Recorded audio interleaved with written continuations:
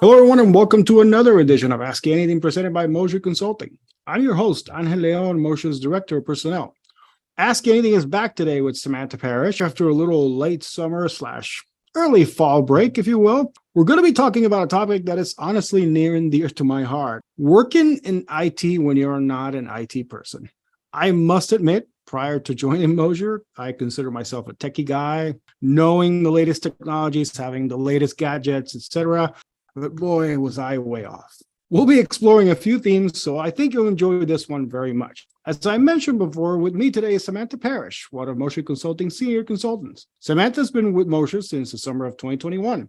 She currently is a project coordinator on multiple government projects and an engagement manager on multiple commercial projects. She has lived in Indiana with her husband, 3 daughters, and 3 dogs for 8 years, but is still a Texan at heart.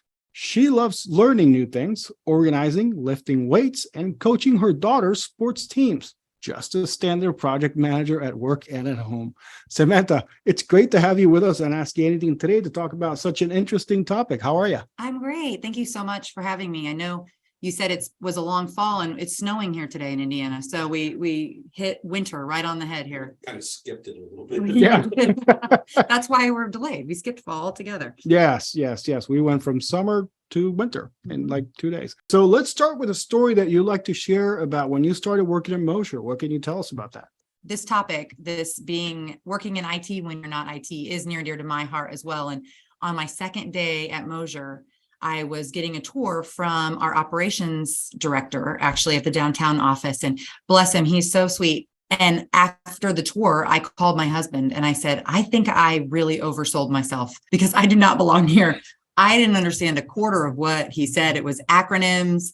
And I really thought, what did I do? Thankfully, my husband knows how to talk me off a ledge because he got me. He goes, just stick with it, see what you do. So then and there, I started making my first thing I did on the job is a list of acronyms. So I could say, what exactly does this mean? I had no idea. So that was my first intro into tech was, okay, I got to at least understand what we're talking about or somewhat.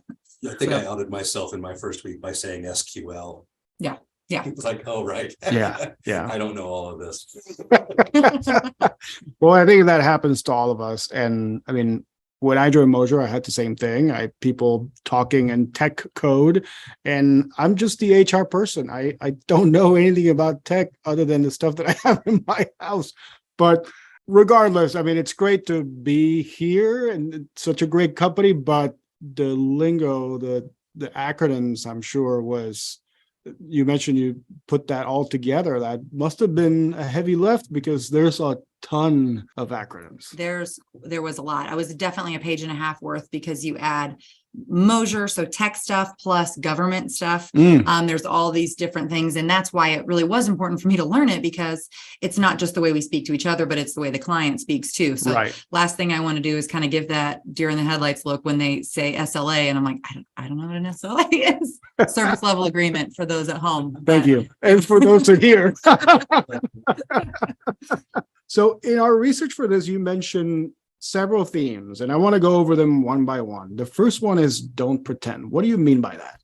Yeah, I put together some don'ts, and I was going to try to kind of make this a Michael Scott, my weaknesses are my strength things, right? So nobody wants to hear what you don't do. So I'm going to try to turn these into things you should do, you do. So don't pretend, meaning it's okay to not know what's happening. Mm-hmm. I find that not only internal, but with clients as well, they have a much better relationship with me when I don't say that I know everything. I ask a lot of questions. I stay humble and I say, hey, listen, bring me any question. I'm not going to know the answer, but I promise you we will find out together. And I think truthfully, even anywhere else in life, that's what we want from the people we go to, is the humility to say, I'm not the best person to answer this, but I know someone who is. And that's honestly one of my favorite things about working at a consulting company is we have a lot of experts in a lot of different fields. So it relieves me of the pressure of having to know it all, which is great.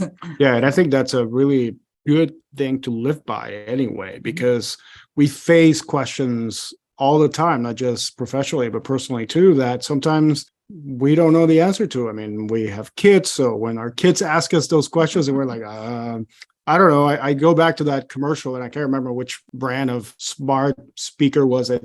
The daughter asked the father something and he goes, yeah, honey, 1 second. And he whispers really, really low, hey, so-and-so, what does this mean? And the smart speaker returns the same low tone voice. It's this. And so then he looks like, oh, I know it all. It's like, look at this. Well, we don't, but it's always nice to know that you have that little backup, right? You have that person behind you that can actually answer that question for you. Absolutely. And it's funny you say that because on the way to school today, we were talking about how many mammals live in the ocean. It started with, is octopus a mammal, which I don't think it is, but that's another topic for another time. But just the things that you're expected to know from your children. But you're absolutely right. And I think also when we deal with clients, they like if you don't have all the answers either, because it makes them feel better about not having all the answers.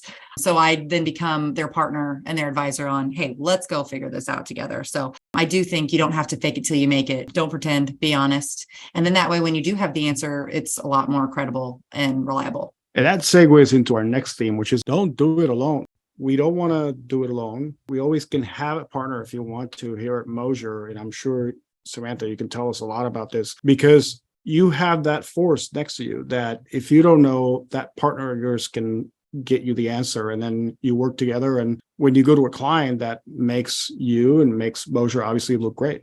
Absolutely. And my new phrase that I don't know that I've ever said before I started working at Mosier is I'm going to defer to, because that tends to kind of carry me. And as long as I'm honest back on the first point, right, being don't pretend, I tell the people that I work with, hey, I'm going to need you to lead in this kind of tech thing. We're talking about infrastructure architecture. That is certainly not what I know, although I bought IT architecture for dummies to try to get myself up to speed. Yeah, rely on your teammates. Again, I said this before, but it's great to work in consulting because we build a team of experts to help. That's not me. I'm just a part of the team. So I rely on my team members. I let them know that I'm going to defer to them.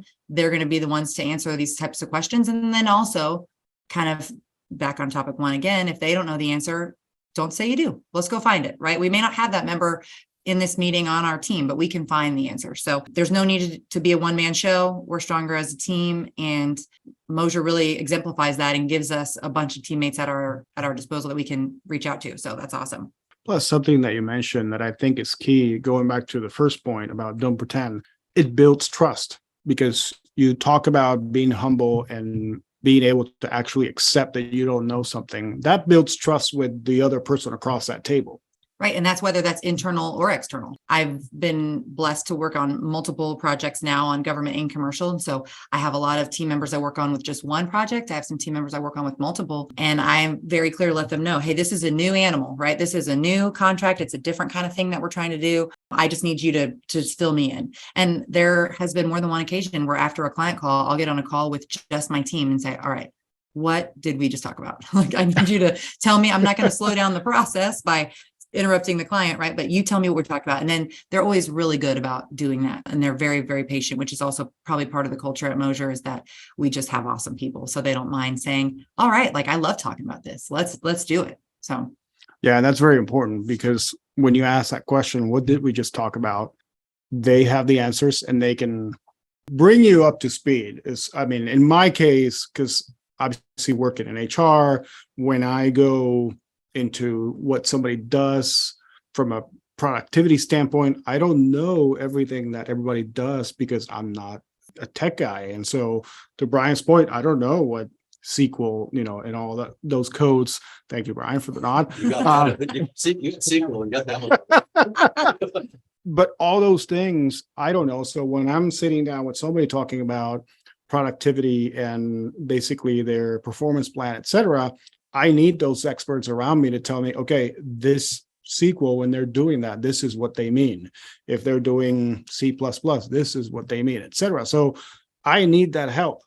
And I've found myself in those scenarios a lot. And so my recruiting team, when we are recruiting for positions, you mentioned infrastructure architect, we've been working a lot on that lately. We have to basically lather ourselves in a little bit of knowledge, because when we're out there speaking to candidates, we don't want to sound like we don't know what we're talking about. When we're recruiting, we need to know. So again, that's where we go to the experts. We go to the folks that we have that know what that job entails. And my personality type, it's hard to not feel like I I have this thing where I want to know everything, but the benefit of being a part of a team is I've got people that are really smart and they can deep dive into this stuff. I have to know just enough to support them, to help them, and to communicate it effectively up to a point where I can say, now you're over my head and let's go get someone much smarter than I am. But you're right. It's a balance to say you don't have to know all of this stuff. That's not why I am personally here. And I'm sorry, I think I just segued myself into the next one.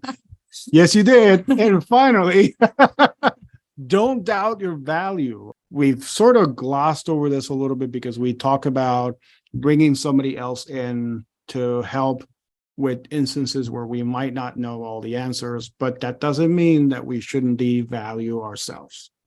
Yeah, absolutely. And like I mentioned, it's hard because I want to know everything. So sometimes you're around these incredibly smart people speaking, an acronym language that you don't fully understand. Mm-hmm. And it can be like, well, what am I contributing here? What am I doing here? And that's a trap. Don't get into that trap because you have value. And as a project manager, sometimes it feels like I'm just kind of pulling the strings and following up, but that is part of the value, right? That's part of helping my teammates focus on what they do best so that I say, hey, I've got the rest of this, right? I will talk to the clients or I will make sure I schedule this appropriately. Let me take that off your plate in the best way that I can and rely on my own strength. So it's the kind of the analogy I always tell my daughters, right? Like what's more important, the heart or the brain, right? They're both equally important. We can't operate without them. So don't compare yourself to a brain if you're a heart, right? Like that's just, we got to know that balance for ourselves too. So the team has strengths and I just have to acknowledge that I have those in there. So I have one of my favorite people to work with. I ask him a lot. I go, we'll meet and I say, is this helping you? And he has yet to confirm or deny, but he keeps meeting with me. So I'm going to go with it's helping until he starts rejecting my meeting requests. But sometimes it does. It just helps to talk some things through and kind of get reacclimated as a team. So don't doubt your value. Everybody has value. And I wouldn't even begin to know how to do HR stuff on Hell. So, grateful for you and Brian with his expertise. He always cuts out the ridiculous things I say and makes me sound great. So there's a lot of value there, right? So we can't doubt our own and we're better as a team, like I've mentioned many times. So I do run into that a lot, like when I'm recording people, like they're talking about their area of expertise and I'll edit something together. And the first thing I always do is send it back to them. So I'm like, all right, I've made this smooth and presentable and professional looking, but you have to tell me if you said something that you didn't mean to say, like you meant C++ instead of Python or SQL. It's like, I'm not going to catch that. You're going to have to. And if you do, I'll make the change, but that is not something I have a knowledge base deep enough to be like, you said this, and I'm pretty sure clearly you meant that. Not going to come from there. That's what I thought you were doing when you edited all these videos. I thought you were just laughing at me. No, but you bring up a great point. Once again, you have to understand your value first when you're approaching others, because if you don't have that in the front of your mind, not the back, in the front of your mind, then that's when those doubts are going to start to creep in. And when you're going to start thinking, maybe I shouldn't be doing this. No, make sure that you have your value up front. That makes you a professional at heart. It presents you a lot better when you have the confidence to actually sit there and speak your language. Because just like we're talking about how we don't understand all of the IT jargon, they don't understand all the project management jargon or the HR jargon, or how really hard it is to cut together a video with sound and all the stuff that Brian does in the back end. So you have to have that confidence. Right. And that's back to my second day at Mosier, right? I did not oversell myself. I'm not that good. But obviously Ty and the Mosiers and everyone that was a part of getting me here saw something that I could contribute. And I try really hard to make sure I put that foot forward every single day and contribute the thing that I can. And I think all three of those points go together, right? When I'm humble and saying, I'm not good at this, but I am good at this, right? Mm-hmm. And so plug me in where you see fit, because that's where I'm going to bring the most value. And luckily, I mean, I feel like a broken record here, but that's what's great about working at Mosier. There's so many things, but you get to do that. You get to have a spot where you rely on your strengths and then work with other people who rely on theirs. And that together makes an awesome team. Yeah, absolutely. Those are great ingredients that make a great team.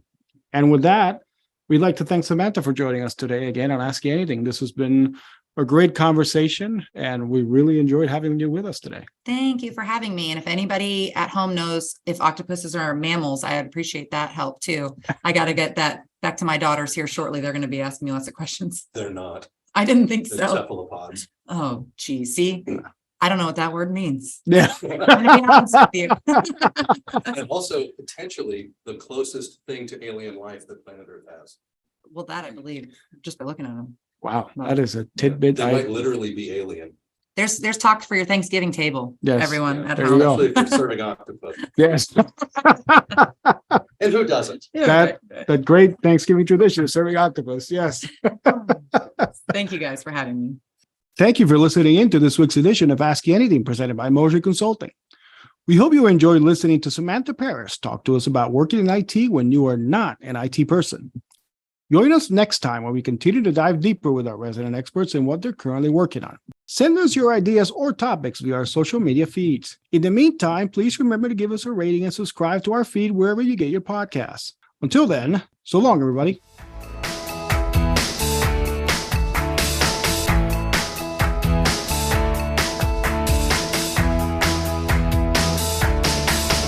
Go.